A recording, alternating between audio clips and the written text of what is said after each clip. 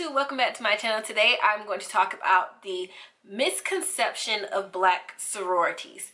And the reason why I'm doing this video is because somebody asked me to. I'm just going to be honest.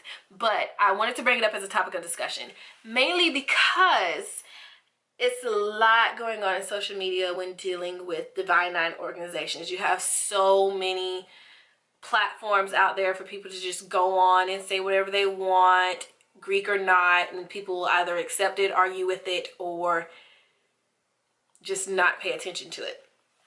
So it was brought up as a topic of discussion mainly because I think that a lot of people kind of do have a misconception about Greek life, particularly Black Greeks, and what we're all about and what we do.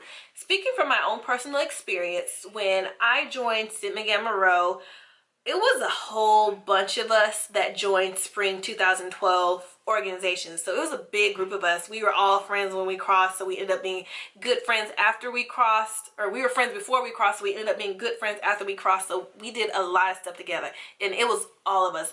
Basically all of Divine Nine was on the yard at one time, Spring 2012 at USC, and it was amazing. So of course, because all of us were together, people wanted more from us. And by more, I mean performances, and by people, I mean non-Greeks as well as IFC and NPC. Let's talk about them for a second. So when I was in undergrad, I kind of felt like I was in a show, and by show I mean like I was basically a, how do I put this? We were basically like on call to perform whenever Greek life asked us to. And typically I wouldn't have a problem with that. However, my issue with that is that's not all what we're about. Yes, as a member of a sorority and as my fellow members of fraternities would say, we're not just here just to step and stroll. That's not what we're all about. It's a part of our culture. It's a part of our history, or it became part of our history over time. But originally, that is not what Divine Nine was created for. We were created as academic societies, most of us. So we're basically academic fraternities and sororities who also step and stroll as part of our culture, as part of what makes us different from NPC and IFC. So my issue with being in a black sorority and being on a predominantly white campus, or to have people on the outside looking in, is when they look at Divine Nine organizations, they think of us as just showboaters or showmen.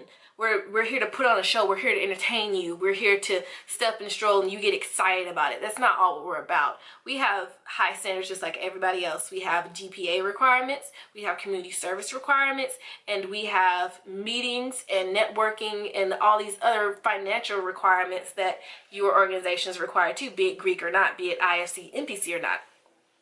Okay, so now that I'm over my spiel of Divine Nine organizations in general, let's talk about the misconceptions of black sororities.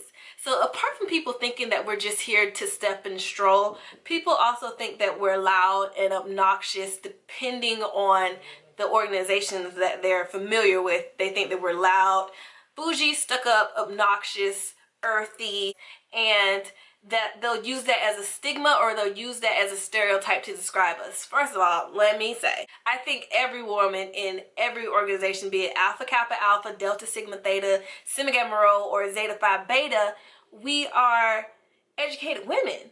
And we're all beautiful in our own way. And I think to place a stereotype on a sorority based off of a hint of truth, or based off of something that somebody saw at one point in time and they just accepted it as truth and then used it for the whole history of the organization, I don't think that's correct. And I also think that people don't fully do their research like everyone tells them to that's Greek before making a comment on the sorority themselves. Yeah, we all have our moments where we take pride in those stereotypes that people have created about us, but majority of the time I don't think that it's entirely true. There are beautiful women in Sigma Gamma Rho, just like there are beautiful women in Delta Sigma Theta, Alpha Kappa Alpha, and Zeta Phi Beta. There are smart women in Zeta Phi Beta as there are smart women in Sigma Gamma Rho. There are rambunctious women of Alpha Kappa Alpha, just like there are rambunctious women of Delta Sigma Theta, Zeta Phi Beta, and Sigma Gamma Rho. It's a mixture of people and it's a mixture of culture, and I think that people don't fully understand that. And then I also think that the region that people are a part of makes an impression on them too, because chapters are going to be bigger in certain regions. Like our largest chapter is in Chicago. We're very big in the Northeast area, and we're very big up north. However, down south, Delta Sigma Theta and Alpha Kappa Alpha are very big. Those are the only organizations that I knew about when I was in high school, because they're very big in the region. And then Zeta Phi Beta, I want to say, is big up north as well. You guys correct me, Zetas, correct me if I'm incorrect, but I'm pretty sure you guys are big in the Northeast just like we are. But it's a misconception, and I think that it's something that needs to be corrected because it's not entirely true. Another, I want to say, top misconception that people have about sororities is that they don't think that an individual is somebody until they become a member of a sorority or a fraternity, or I would say a sorority because we're talking about sororities, but it works for fraternities too. So yeah, when you're typically a quiet person or a shy person and you come out into an organization and people don't typically know who you are, you're going to end up being well known at the end of the day. However, that's not the case for everybody. Not everybody joins a sorority just to be known for being in a sorority. If I wanted to join Sigma Gamma Rho just so that people would know that I'm in Sigma Gamma Rho, that's exhausting. I don't think that it's entirely the case for people. People join our organizations because they see something in them, that they see something in the sororities that they feel like will help them to better themselves. And by bettering themselves, I mean bettering their internal selves. They want to be better people, because at the end of the day, like I've always said, we are an elite society. We are very picky about the people that we choose to join our organizations. So if we see something in you, then that means that we think that you're worthy. Another thing that gets me about misconceptions in Greek life is that people think that when you join a sorority, it means that you're going to party all the time.